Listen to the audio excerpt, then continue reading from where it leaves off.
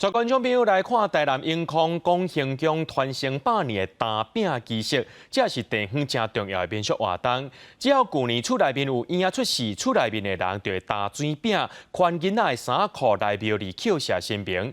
今年总共有19户来遮答谢，伊也甲这个饼送予大家食平安添岁寿。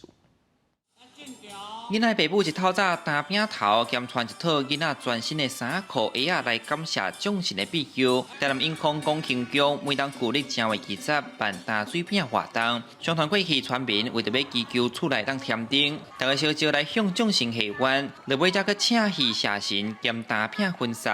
比方讲，即阵来参加打饼的，拢是旧年厝内有红婴仔的家庭，伊嘛搁分送予有参加福分的民众，甲祈乐食平安添岁寿。 打饼生孙啊吼，囡仔安尼欢喜心来分享，大家老岁人食一甜甜。先生的老家在这边，所以百年传统大家都会参加。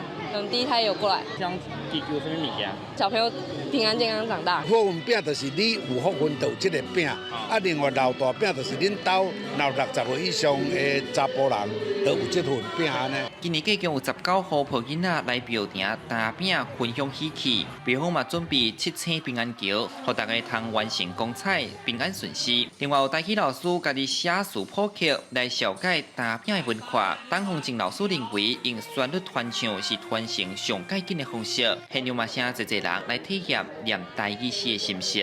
第一届念迄个打饼的念谣，好我搁念了足顺，念了的时阵又有赏。甲这个我细汉的记忆吼，安尼一首一下写来，所以我写阮头前这个苦管溪，这叫做台南母亲之河。过安尼，我想咧答谢爸母，所以我有一个爸母阮，我是讲用歌谣来咧唱团安尼，拢台语诗。 打饼文化有上百档历史，已经红列做市定名俗。因为打水饼敢若开放予男性参加，不过今摆社会已经是男女平权，佮加上少子化真严重，所以不管是查甫查某，拢会使参加。